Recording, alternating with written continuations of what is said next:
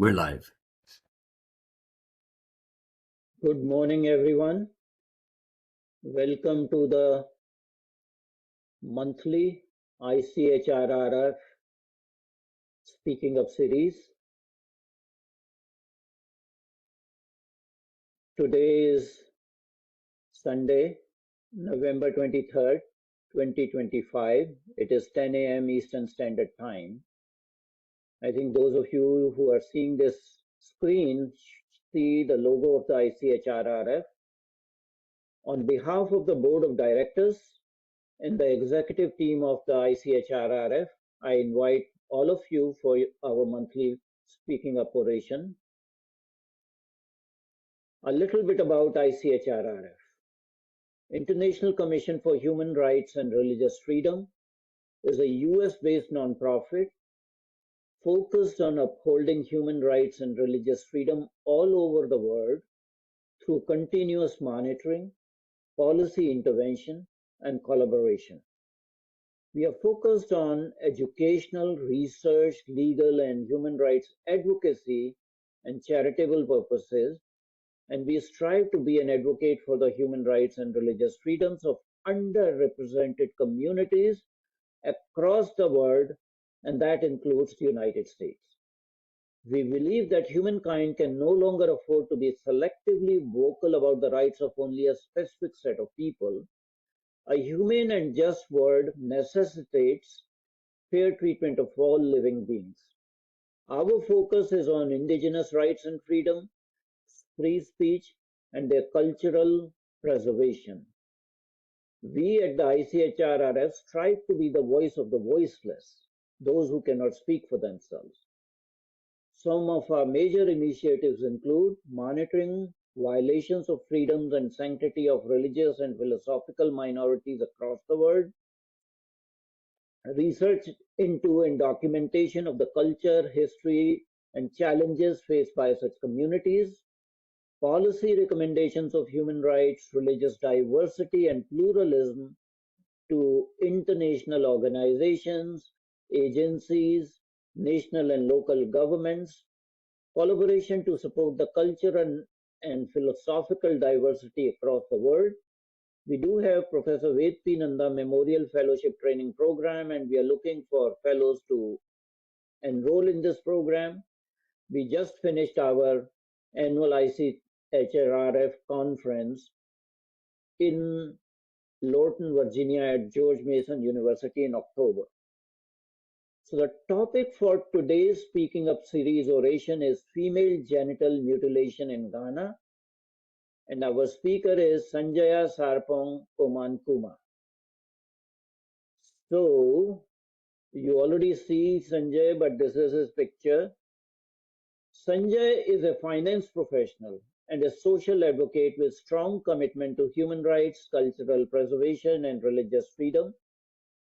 He holds an MBA degree in finance from the University of Ghana Business School and is a certified chartered credit professional. With a decade of experience in finance, he now channels his passion towards cultural and human rights initiatives. He has participated in several conferences in Ghana and abroad focused on cultural, women's empowerment, and social justice. He is passionate about Africa's diverse heritage, especially Ghana's rich tradition. He enjoys writing, researching that explore the intersection of culture, faith, and human rights. And he's so dedicated to his cause that he works only part-time to sustain himself financially, and rest of the time he spends on his, social pursuits. So the topic is female genital mutilation in Ghana. According to UNICEF, over 230 million girls and women have undergone ritual genital mutilation worldwide. Female genital mutilation refers to all procedures involving partial or total removal of the female external genitalia or other injury to female genital organs for non-medical reasons. Africa somehow accounts for the largest share of this total with over 144 million. Asia follows with 80 million and a further 6 million in Middle East. Another 1 to 2 million Victims or survivors are affected in small practicing communities and destination countries for migration in rest of the world. His presentation will be followed by question and answers from audience. But before I give the platform to him, I just want to show you a couple of pictures. Probably all of you have seen this picture. This is a beautiful lady and her name is Ayaan Hirsi Ali. She is currently a US citizen. She is an intellectual and writer and she hails from Somalia.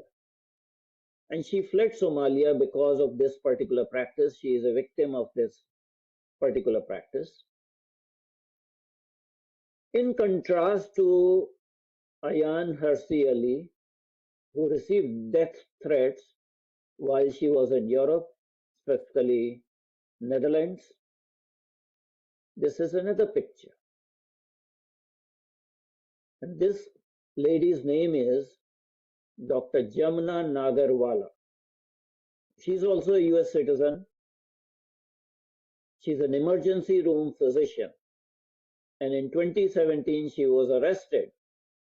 She was arrested for practicing female genital mutilation on 2 young girls who were transported across the state lines.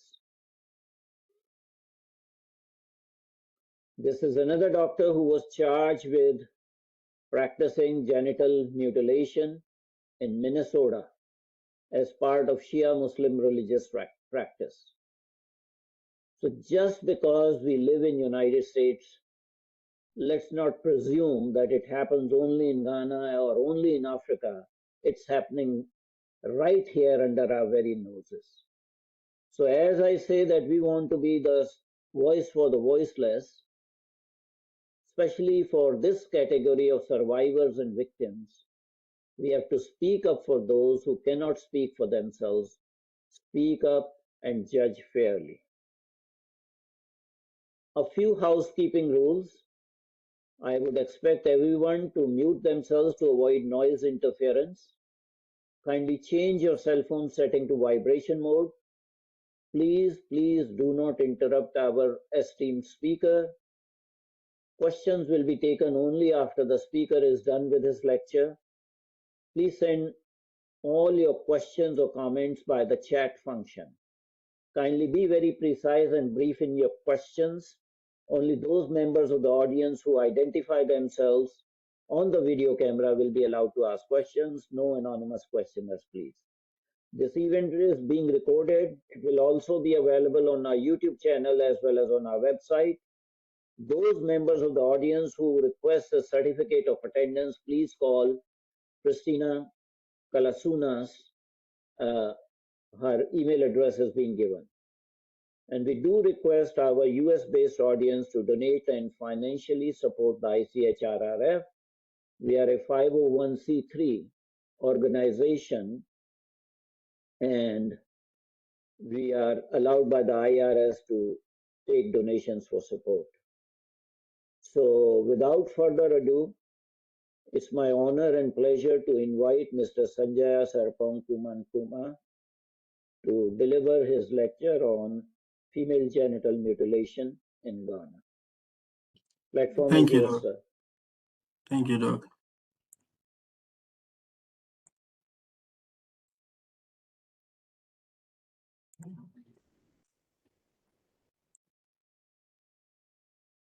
Hello. Greetings from Ghana.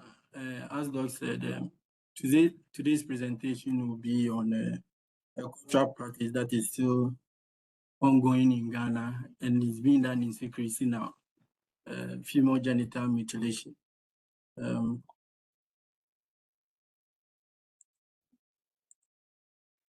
Okay, so first I would like to talk about what we mean by female genital mutilation in general. It's the removal of part of the genitalia or complete removal of the genitalia of female for non-medical purposes.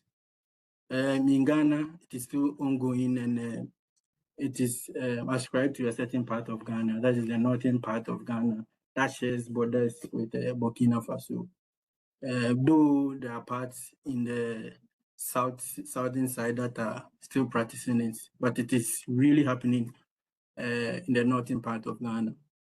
Though there have been legislature to curb these issues. In 1994, for instance, there were laws to make it illegal, but it was still ongoing. And in 2007, through the Ministry of Gender, it became a criminal activity.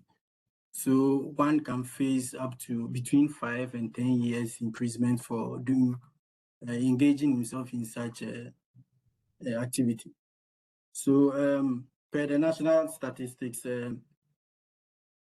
people who have already been cut, women who have already been cut between 15 and 49 is around 24% of women in Ghana.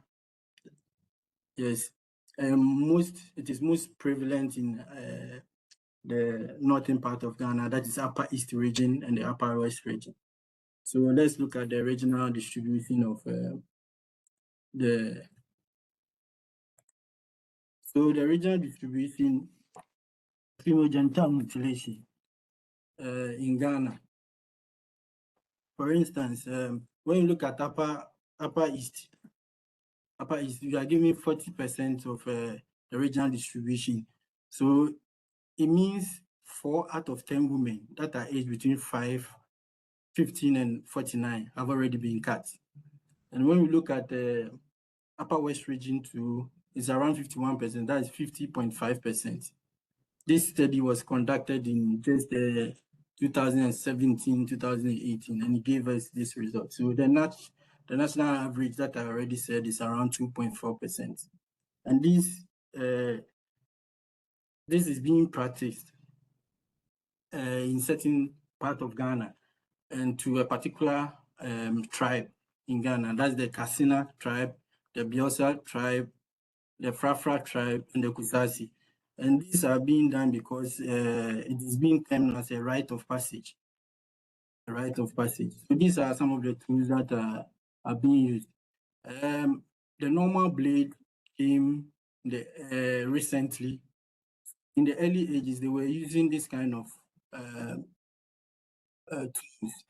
So these are old-fashioned methods that they themselves used for the cuts.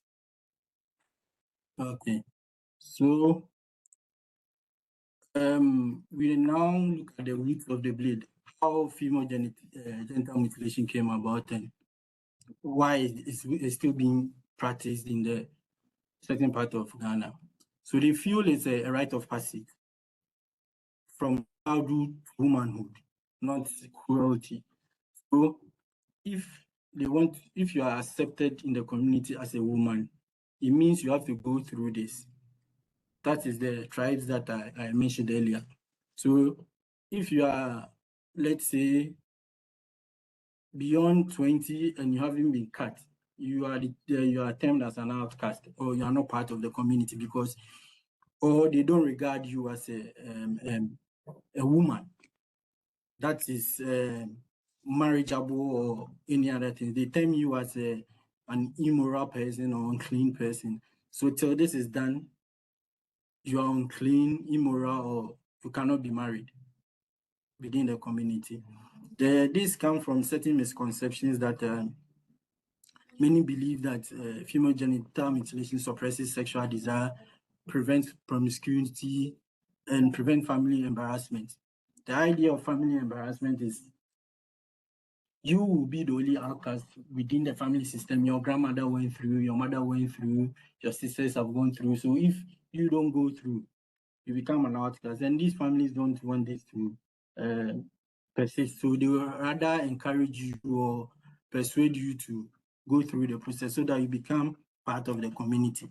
So the girls do not have much to say about this whole thing because they are being persuaded by their own family to go through this inhumane activity.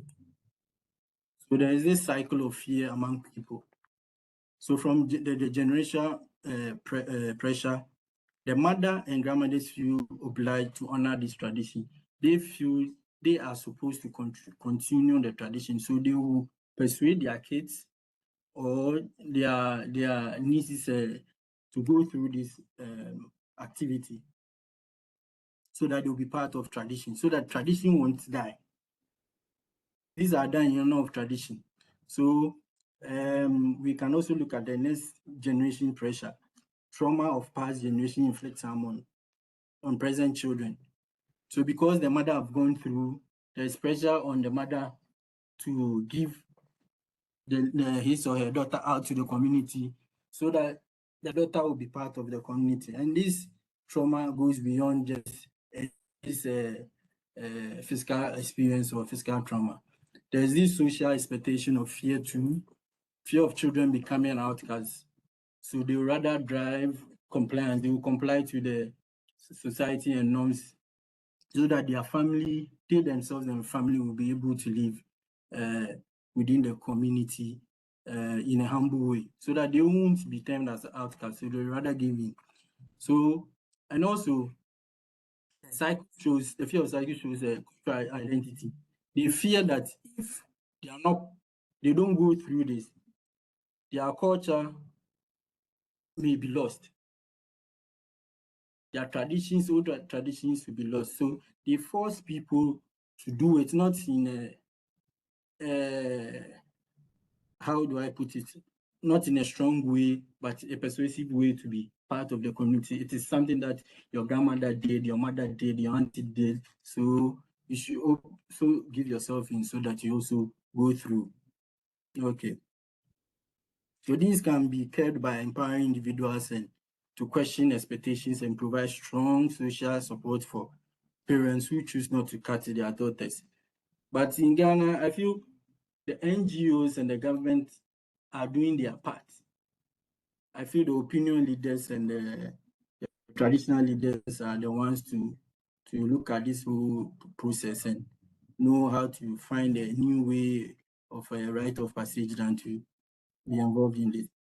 So there's these are pictures of kids that have gone through the process.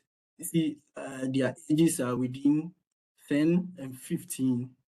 It is done between 10 and 15, but there have been instances that kids who are, let's say, children, or newborn babies between the ages of 6 months and even 10 months go through this here in the birth. But in Ghana, most of them are between 10 and 8.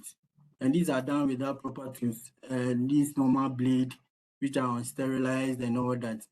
So the trauma these young kids and even elderly women go through, physical trauma such as shock, uncontrolled bleeding, infections, tetanus because of the unsterilized blades, and sometimes death because they will bleed beyond control and they will end up dying. So, and there are long-term health issues too, chronic urinary tract infections, persistent pain, infertility, childbirth becomes a problem. There is an example that I'll show you later on that a survivor was saying because she went through this process, giving birth became a huge pain. The person couldn't go through labor easily and all that. And there is still birth. Some of them, they can't even give birth at all because of this trauma they've gone through, physical and emotional. There are psychological traumas and wounds that PTDS, depression, anxiety, flashbacks. Flashback is one of the big things that are happening to the young kids that is killing them emotionally. They become very introverts because of these issues.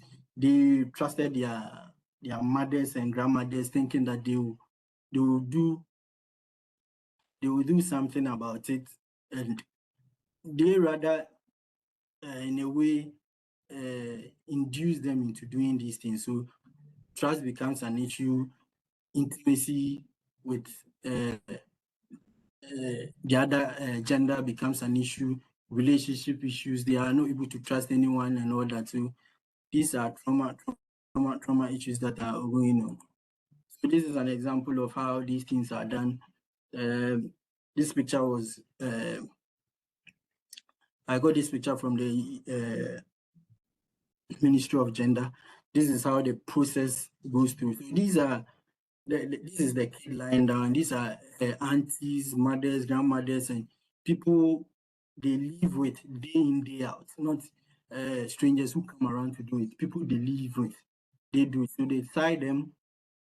There is no form of anesthesia or anything physical, then they cut in certain part of it.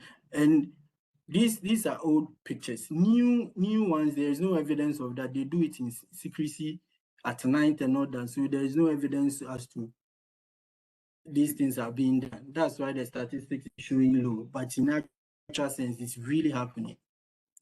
So these are examples of survivors who have gone through the female genital mutilation that are voicing out. Let's look at Amma. Amma, for instance, a 16-year-old survivor, I said, I couldn't trust my mother anymore after the cut. She claimed it was love, but it didn't feel like love. So her mother told her, oh, it's a love. I'm showing you love. It's something that we are all doing. Everybody has done it. My mother did it. My father did it. My grandmother did it. Everybody did it. So it's not new. So you'll be coerced to do it. So Amma was coerced to do it. And after that, she realized that it wasn't love. Let's look at Rafia. Rafia is a 35-year-old survivor. As I said earlier, giving birth was a nightmare. The doctor said my circumcision caused the problem. People have labor issues because of all these things. And a Sudanese survivor also shared experience, and this experience was also mirrored by a lot of Ghanaian women. They also said the same thing. She said, I struggled to free myself and cried out for help, but it was not strong. I was not strong. They bound me up and covered my mouth. I wanted to die. So as I said, this picture depicts what I just read. So this, you see the woman here bounding the legs and other people holding, this woman too is holding her hands and everything. So you be bound, you can't do anything. If you shout to the whole community understands and accepts this tradition. So you shouting for help doesn't stop anything. Okay. So there have been laws that have already been passed, and these are in a way trying to help, though it's a process, a starting process, but there is more to do. So in 1994, the Criminal Code Amendment Act of Ghana, Act 484, makes female genital mutilation illegal in Ghana. That was as far back as in 1994. It was illegal, but it was still going on. So there was an enhancement at 741 that gave a minimum prison term and made the whole process a criminalized process. So one can face up to between 5 and 10 years imprisonment for doing such a thing. Though there are laws that have been enacted to be worked on, I feel enforcement remains challenging due to the cultural practice. The person to enforce this practice is part of the tribe, and the police unit within the community understands the community's culture and everything. So this doesn't become an issue to them. If it is reported to them, even medical doctors, if it is reported to them, they believe it is part of the tradition, and they also live within the community. So they can't go against the community. So they would rather advise that you do this, you do that, but they can't go against the community. That is the issue why it's still persistent. These the challenges that is causing the total enforcement of this is the practice is being performed, as I said earlier, by the family members.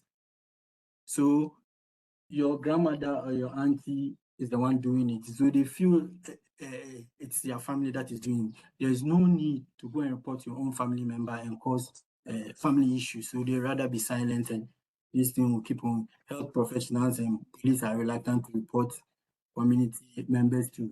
They live within the community. So they feel if they go against what the community or the culture in the community is being done, they can't live within the community in a humble way or in a harmonious way. So the evidence collection difficult. So as I said, it's done in secrecy. So even if there is a report, evidence collection becomes an issue. It is done mostly from the research that I did. Mostly it is done in the evenings now. It's not done in the broad daylight. It's done deep into the night. And most people don't hear about it because it's done in their own homes rather than outside the and on trained law enforcement and medical professionals, as I rightly said, they need to be enhanced, well trained, so as to speak up, even if they can't do something immediately to curb the issue. They can speak up at forums and all that to make the government or NGOs know about what is happening, so that if support is available, they can provide. We are looking at the new dawn, community-led change. How can we change this whole female genital mutilation? One, traditional leaders. I feel traditional leaders need to be engaged on how to eradicate this or reduce this to the barest minimum. This by initiating new rite of passage from girlhood to adulthood. There should be other forms that they can look at and opt for that than to be doing this. Religious leaders should not leave these issues as a cultural issue. So they being religious, they don't have to conform or go and condemn anything that is culture. I feel they should speak up because they have members and all that are suffering, that are going through this. They should be able to speak to opinion leaders and elders of the community on these issues. And we encourage grassroots organizations such as Forward Ghana, who are doing immense work in the community. They were able to reduce new cases by 40% in Boko, that is in the Upper West region, through education and community theater. ActionAid is also doing very, very well. They have established safe space for girls that can walk in there and talk to them and share their pain and what is going on. And as I rightly said, there are alternatives. Community should look at alternative rites of passage so that these issues can be kept. There should be education, health education, and public graduation ceremony for these things and all that, so that those can be the other rites of passage rather than the female genital mutilation. So we are looking at how to sustain the momentum of eradicating this whole issue, as I said in the previous slide. So one, we have to strengthen the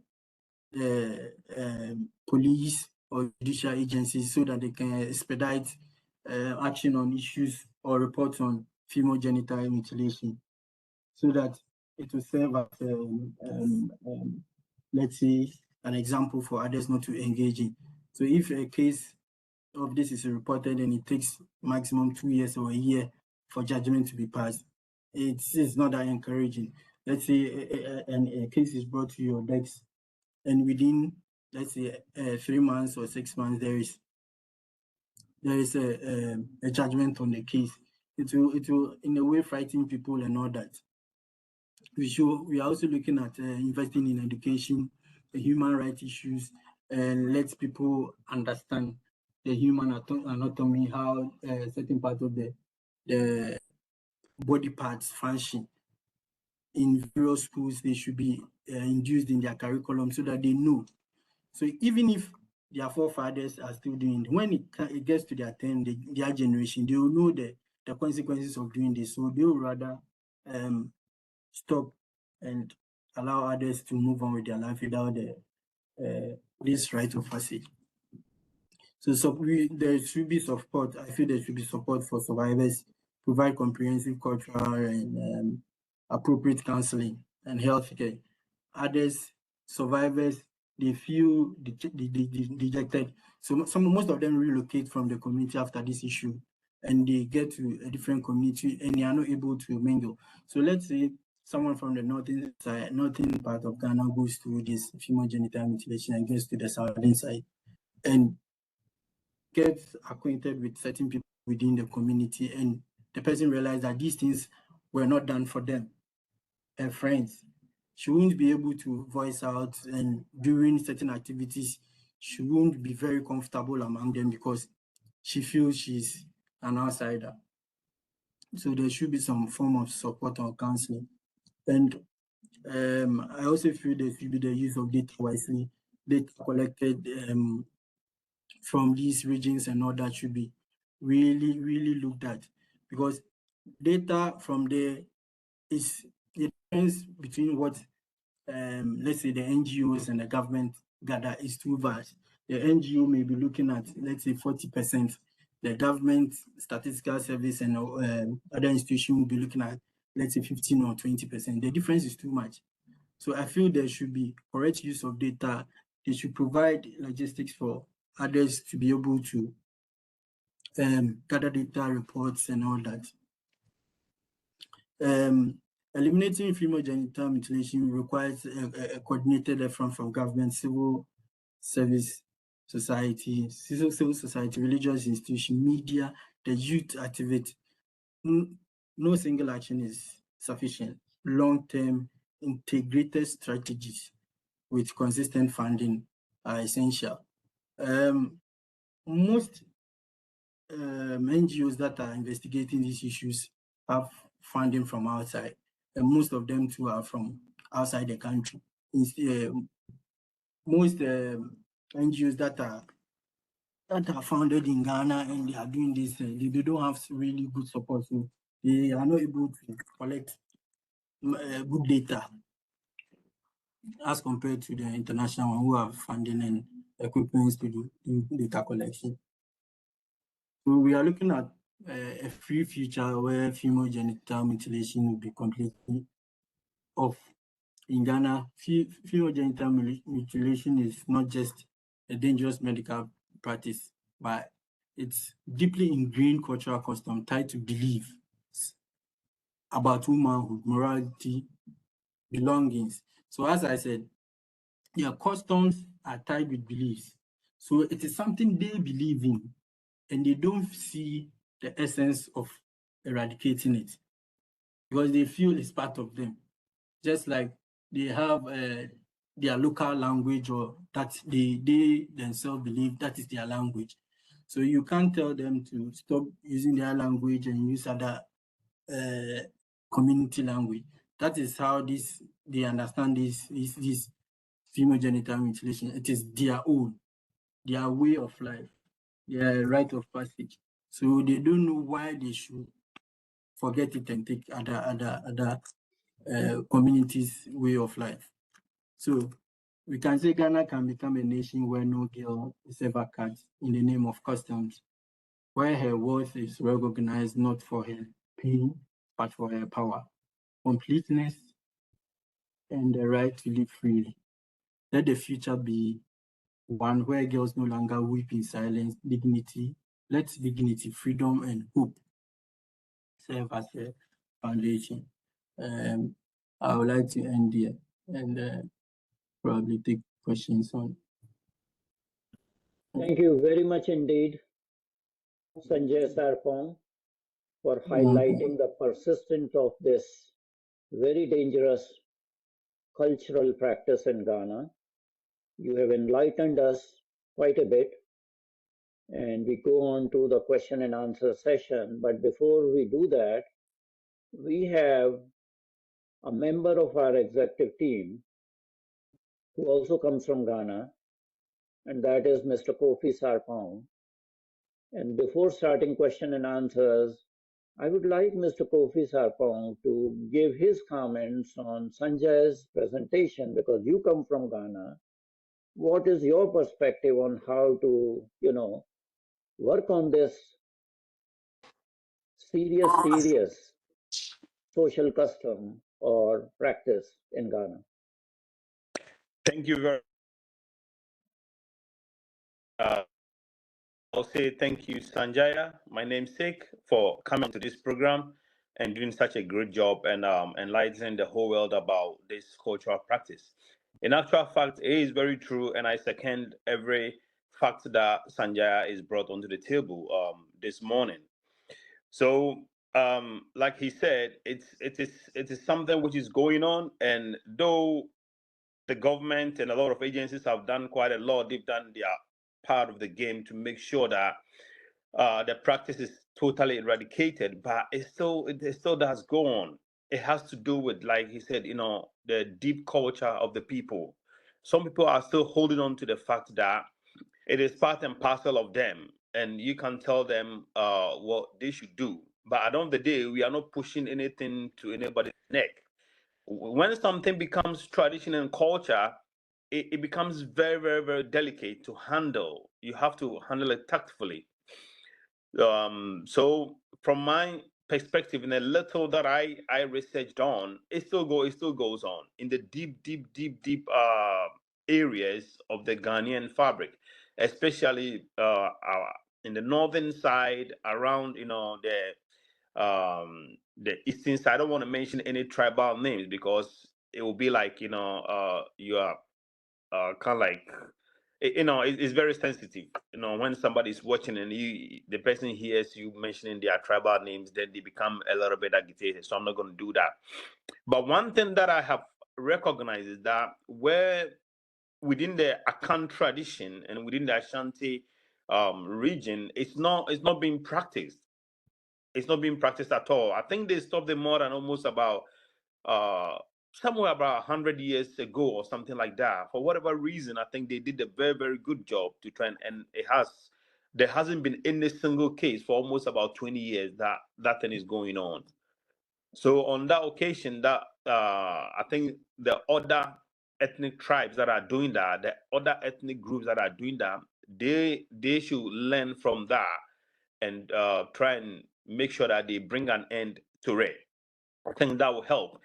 And also, from what Sanjaya said, they did not know the physical implications, the psychological implications, the emotional implications that these ladies are subjected to when they go through such things. So I think that if they get that understanding, I think it will help them a lot, and also make a firm decision and let them know that, look, this is not right. So it's time we put an end to it. So on that occasion, yeah, I'll say I'll give the platform, and I'll be more than glad to also help and assist in answering them. Thank you, Dr. Adisenji. Thank you, Kofi-ji, for giving your perspective. We have a couple of questions in the chat function. Before I do that, since we are a small group, I'm going to do something very different than we usually do. I noticed that one of our audience members is a Harvard-trained anthropologist, and she is Executive Director of Interfaith Council in Greater Washington, D.C. area, Dr. Susan Abadian. Dr. Susan, would you like to make some comments? I'm sorry I'm just putting you on the hot seat, but keeping your background, I want to take advantage of your scholarship. You're so kind to introduce me to the conversation, and I'm very appreciative of what you guys are speaking about. I don't know if you know, but I wrote a book on this topic, and it's called Generative Cultural Renewal. And if you want, I will stick the information in, but it's been a topic I've been involved in for, I hate to age myself, but at least 30 years, 30, 40 years. So I've been thinking about this matter, and it's been fascinating because a lot of anthropologists, my peers, support this practice because they say it's their culture. We should allow them to practice their culture. And so my first part of my book is all about taking apart that argument of cultural relativism. And then also the role of trauma, as you beautifully pointed out, how trauma gets replicated over time. And then the second part of the book is actually what we do about this. How do we intervene in sensitive ways, culturally sensitive ways. And so the whole second part, because we know what to do, there's actually really beautiful, you know, and there's an organization called Grandmothers Project in Senegal, and they involve the grandmothers. They change culture through involving the grandmothers and evolving the consciousness of these grandmothers. And then the grandmothers intervene, not just on FGMC, but also on you know, early child marriage and other things. So it becomes a whole package. But they're incredibly effective. So the second part of the book is about how do you engage in cultural change in a way that's respectful of culture? Because of course, you know, we want to respect the dignity of the people more than anything. Anyway, so I just want to thank you guys for doing this conversation and to say that I've written a book that I think could be helpful in case it might be of help. I'm happy. I don't get any money out of the book, by the way. So I'm not promoting it for any self-promotion at all, but it was a labor of love to write this. And I think the way that you said it, that it's really about changing our consciousness about love. How do we love our children going forward? And we all have to learn it. It's not just for these tribal peoples, but all of us have to evolve our consciousness around loving. So thank you for engaging me in this conversation. I appreciate it. Thank you, Dr. Susan Abadian. I'm going to get in touch with you later on, and we would like to engage you with our organization in a more deeper and more comprehensive manner, but thanks a lot for your comments. I'm going to go on the question and answers now. So actually, there are a few questions there, and as the moderator of this program, I will give the first shot actually answering some of the questions that have been raised. And the first question is from Mr. Carl Clemens, who is the Executive Director of ICHRRF. And the question is the cultural reason for male circumcision the same as FGM? Also, why is male circumcision not as controversial like FGM? And with my background as a psychiatrist, I think I would be probably able to handle this question more. So I'll take the first stab and then I'll invite Sanjaya. So let's be very clear that the reason for male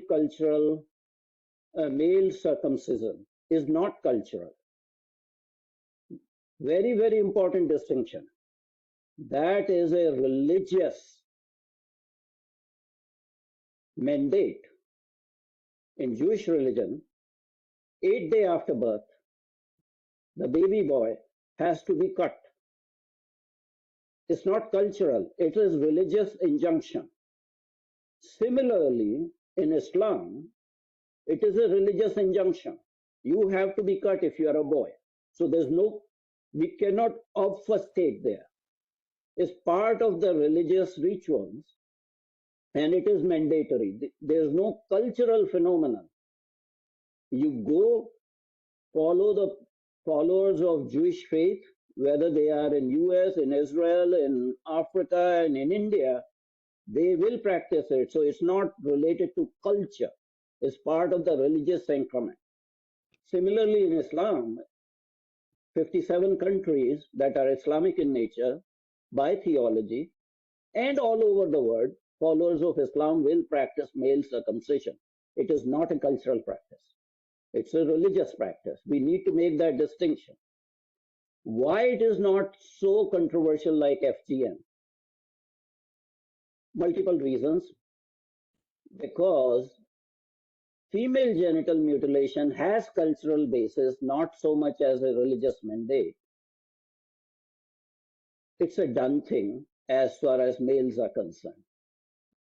Second is the medical and psychological trauma that is suffered as a result of the practice in males is much less as compared to females.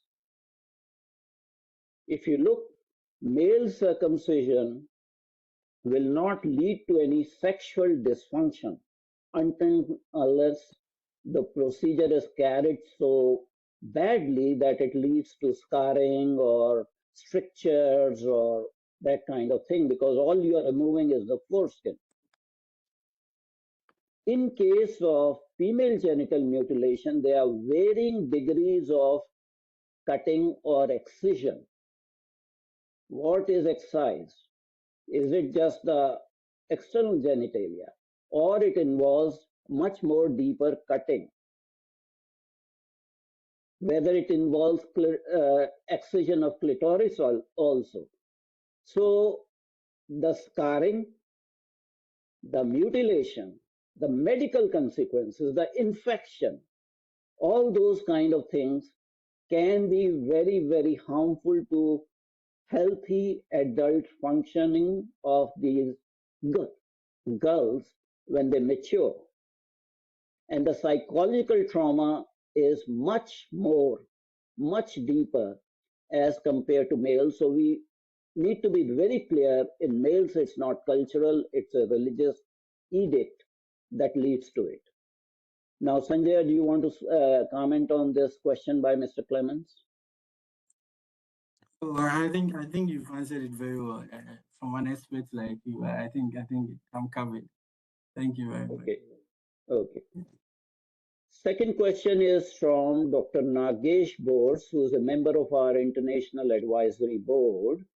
And he says that in recent years, the medicalization of FGM is on the rise, with the narrative that it will be done safely by a clinical provider, just like what I presented in US, similar to male circumcision, without any discussion on clinical reasons. How are medical boards in Africa or Ministry of Health supporting this as a clinical practice? Before I hand it over to Sanjaya, I must say that none of the state boards of medicine in United States consider this as a clinical practice or a medical practice, and you are likely to get into trouble if you will probably end up losing your license if you are convicted of this, at least in United States. So even in United States, it's not being justified as a clinical practice or clinical procedure for any reason. And I'm speaking about FGM.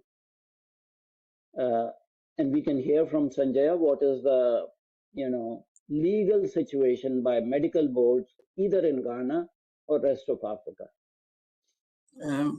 I can say for sure in Ghana it is purely illegal.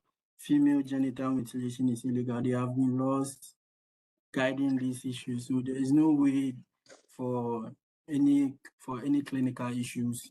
It is legal. It is purely illegal. They don't support whether it is done clinically or in any other form of it is purely illegal in Ghana. For the other parts of Africa, I believe it's the same. It's the same. Thank you. Okay, Can I? Dr. Can I? Kofi, you wanted to say something? Yeah, ahead, let me Kofi. quickly add to what Sanjay just said. Yeah, it is totally illegal by our constitution and everything in all aspects in Ghana. Totally very, very illegal. Now, what actually makes it a little bit controversial is like where we stated that because of the tradition and the culture of the hardcore indigenous people, it becomes very, very difficult to kind of like target them. Once you go and arrest somebody doing that, you are going to ignite something that is going to spark violence or anything like that. So, for your information, it is totally illegal in all ways and in all manner. But it's just that, like you said, it's very sensitive. So the government doesn't actually go in to try and arrest people who are doing that. So what we are doing is the government and the people of Ghana are trying to do is they go through their chiefs, their queens and their kings, and get to the core of those people to try and educate them to stop that practice. Hence the reason why nothing is coming to the media into arresting anybody in any sort. Thank you. Okay. There's another comment by Dr. Borse that 230 million girls have suffered as victims of this practice in Africa and Asia. I just want to clarify on this comment. It's not just Africa and Asia. It's being practiced in United States. So let's not just say that it is part of only Africa and Asia. If under the very nose of federal government in United States it's happening, it is a serious issue. And as I illustrated with the case of Dr. Jamna Nagarwala in Detroit, in Michigan, the girls were being transported across the state line. The family members brought them, lodged them in hotel, and the procedure was done in a private clinic. So it's not that it is happening only to girls in Africa and Asia, it's happening to girls in United States. And that is very, very serious. And lo and behold, in 1996, the United States Congress passed a law banning FGM. Let's see what happened. This particular case in Michigan was filed in 2017, a decade after the law was passed by the Congress, 11 years after the law was passed. The doctors were arrested. And what happened? A year later, a federal judge actually dismissed all the charges. And the federal judge made the observation that Congress stepped out of its boundary when it passed these laws. And it is a local criminal activity that is under the jurisdiction of the state government. So federal law is allegedly unconstitutional, and those doctors went scot-free. And I just cannot fathom why the federal judge took that sort of attitude of dismissing the charges, saying that it is left to the states to govern because it's a local criminal activity. Now, I cannot fathom that 50 states will pass laws on this because it's done in a very hush-hush manner. So we have to be very, very careful that we do not say that it is a practice only in Africa and Asia. It is much more widespread with migration. Wherever the migrant communities from those regions go, the practice continues. And although it is said that it is only cultural, that may not be true. There are certain sects of Islam, especially Shi'a version of Islam, especially Bora sect, where it is mandatory. You will be excommunicated if you are not cut. And I know of instances that have happened. And incidentally, this doctor, who was an emergency room physician and was practicing FGM, is from that particular faith. So sometimes we try to diminish the gravity of the situation by being politically correct, by saying that it is just a cultural tradition. No, not in all cases it is just a cultural tradition. There are religious injunctions in certain religious sects where going against the practice will excommunicate the whole family. And that happens in Bora sect of Shiite Islam. So I want to make again this very, very clear. Sanjaya, do you have any comment on that? You are muted, Sanjay. I'm covered. I'm okay. Okay. Can I quickly chip in there? Yes. Yeah, just to also let you know, when I was in England way back, I think 2011, they did this sort of FGM in England. So I just want to let you know that it's not only in America or in Africa and Asia that it's being practiced.